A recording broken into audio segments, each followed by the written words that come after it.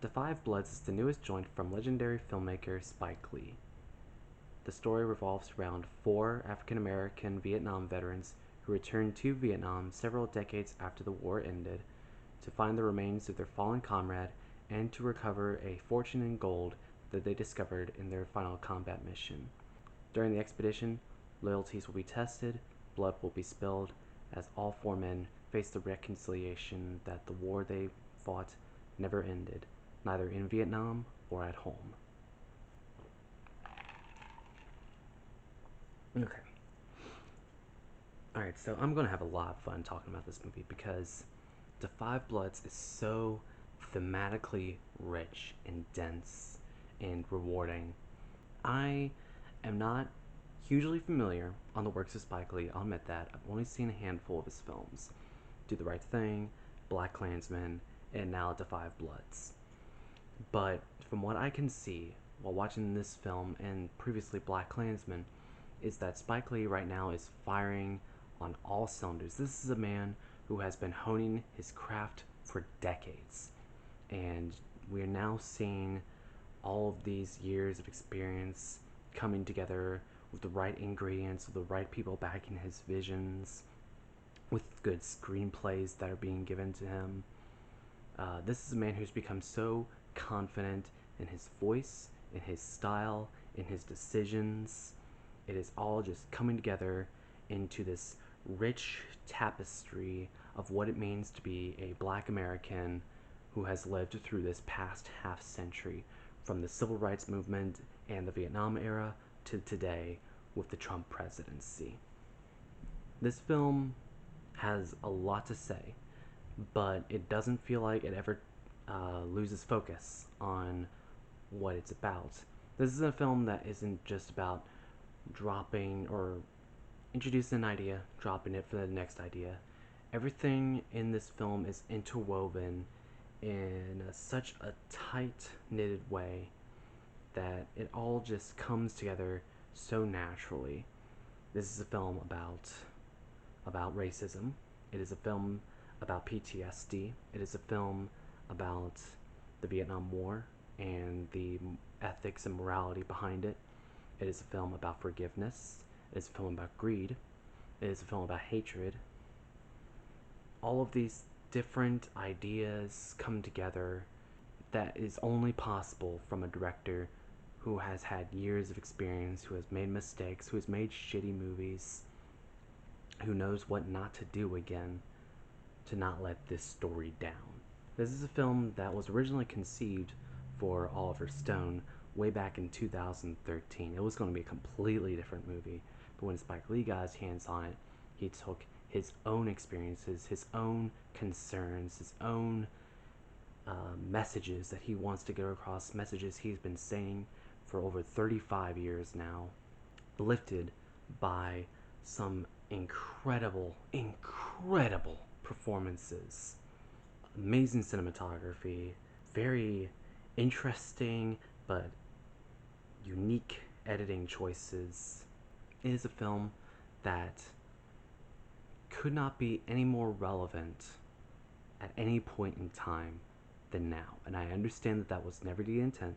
The Five Bloods was always originally intended to be a June 2020 release. It was originally going to screen out of competition at the Cannes Film Festival before a limited theatrical release to qualify for some Academy Awards before getting dropped on Netflix. That all changed with COVID-19. So the movie just skipped all those steps and went straight to Netflix. It was always intended to come out when it did. It just accidentally became one of the most relevant movies of our time. And I know that that was not Spike Lee's intention. These were ideas that were brewing in his head for years. It just so happened that we had a moment of serendipitous timing to where this movie could be a message about right now and how these things that happened decades ago still reverberate today. Because the movie isn't just about the civil rights movement. It isn't just about racism against African Americans.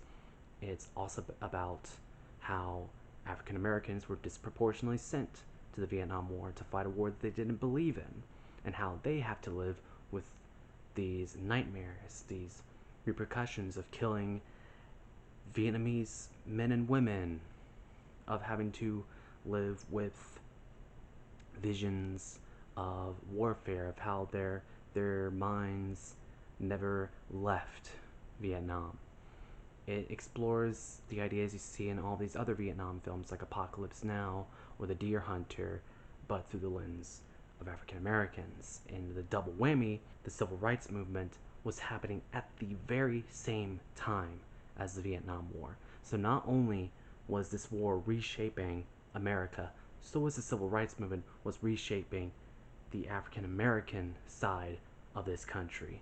When you have these scenes where the 1st Infantry listens to a news broadcast from a North Vietnamese propaganda radio station that Martin Luther King has been assassinated, it hits doubly hard, because you know that when these men go home, they will not be greeted with open arms. A lot of Vietnam veterans weren't, but especially not African American veterans. The movie also tackles the idea of race mingling, because we find out early on in the film that one of the main characters, Otis, had a daughter with a Vietnamese woman. And so you have this woman who was half black, half Vietnamese, and how she and her mother had to live through these difficulties in Vietnam. It's all these different ideas that interlock and interweave. You look at the poster for the film, and it kind of visually signifies just how much of a tapestry that this movie is, of how many ideas it wants to explore. Of, this is not just a simple anti-war film. This is a film that is about the African American experience.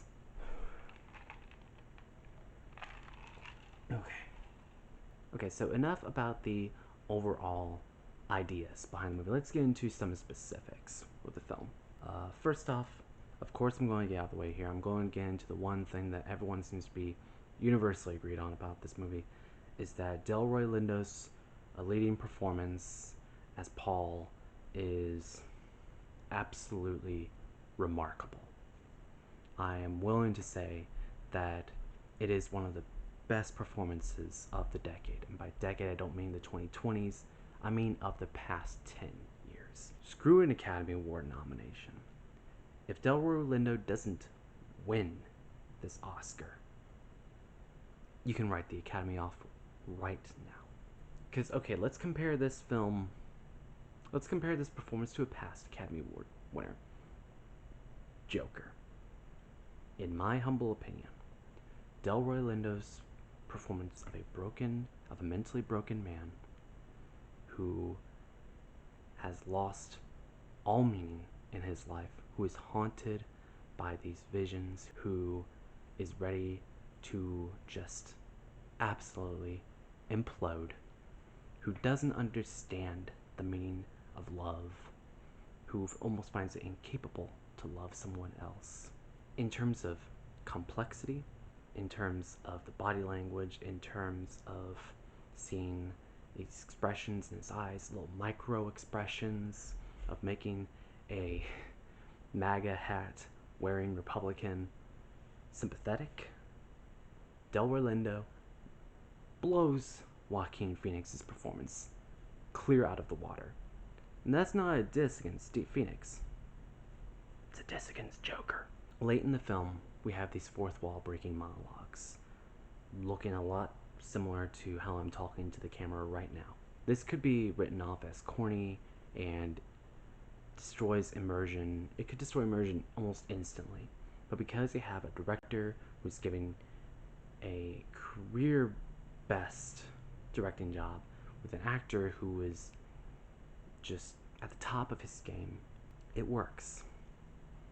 And these moments are also a nice little bit of payoff from a couple of earlier exchanges that we had in the film. Which gets me to our next point, is that this film is a masterclass in payoff. We're talking about little character exchanges, little bits of dialogue. You don't think about them when they first are discussed, but then you see the payoff later on in the movie, and it doesn't click for you later until you realize, oh, that was leading somewhere. This movie is full of that. Some of it isn't very subtle. Like, there's these characters who work with this organization called LAM, whose job is to deactivate minefields and unexploded bombs in Vietnam. That entire exchange, where we're introduced to these characters, was clearly meant to indicate to the audience minefields are going to play a part later in this movie. It wasn't exactly subtle, but I'm not talking about those moments. I'm talking about other, more subtle character exchanges that didn't really click for me until well after the movie was over. Because I was thinking about this movie for a while. I'm still thinking about it, even as I'm talking to you right now, thinking about different things I can discuss. Because there's just so much about this movie to talk about. The movie always goes back to ideas it wanted to explore before. It is a movie that constantly is rewarding the viewer for paying attention. Because this is a movie that will challenge its viewer. We're talking in the first 5 minutes of the movie. It begins with real life depictions of people being brutally murdered. We're talking heads being shot. We're talking about Martin Luther King's assassination. We're talking about the Kent State Massacre. This is a film that is going to hit you hard and fast with real life imagery of just how much this war and the civil rights movement fucked America up so hard that we are still dealing with it. So I see these criticisms about people who think Spike Lee went too far in showing these real images, and I feel that, in my opinion, that meant that these viewers were not ready to be challenged in this way. This is a film that is challenging, and I appreciate that. Because Spike Lee, again, this is coming from a director who has been honing his craft for years. Spike Lee wants to reward the viewer for watching, for paying attention. If you don't look away, if you keep listening, you will understand these characters. You will understand why they do the things they do. If I had any major complaint about this film, and it's still a pretty minor one, is that I almost wish it was longer, which is insane because the movie's already 150 minutes. But let me explain. It clearly has its priorities on a couple of the Bloods. It has its focus on Paul, it's focused on Otis, and it's focused on Paul's son, David. They're the characters that get the lion's share of screen time, the lion's share of focus. Unfortunately, that means that the other two Bloods, Eddie and Mel, they get kind of sidelined throughout most of the film. They definitely don't. Their arcs are still full and mostly complete. They aren't quite as fully realized as they could have been. I wanted to know more about these characters and the struggles they were going through, their families. We do get hints of it. We do get scenes devoted to them. It's not nearly to the level of the other Bloods. And I get that Spike Lee probably didn't want to make the movie too long, but it unfortunately makes a couple of scenes they don't hit as hard as they could have. I also feel, and if you don't want to make the movie longer, then you could easily trade that off by dialing back the subplot with the Lamb members. The movie suffers a little bit from the same issue that BlacKkKlansman did, where there's an unnecessary, I wouldn't call it a love story, but there's an unnecessary subplot involving some sort of romantic tension. Whereas BlacKkKlansman, which is based on a true story, and that entire romance subplot was clearly made up and fictionalized, it's not as distracting here because these are all fictional events. It still detracts from a more interesting story, because I feel of all the main characters, David to me was the least interesting.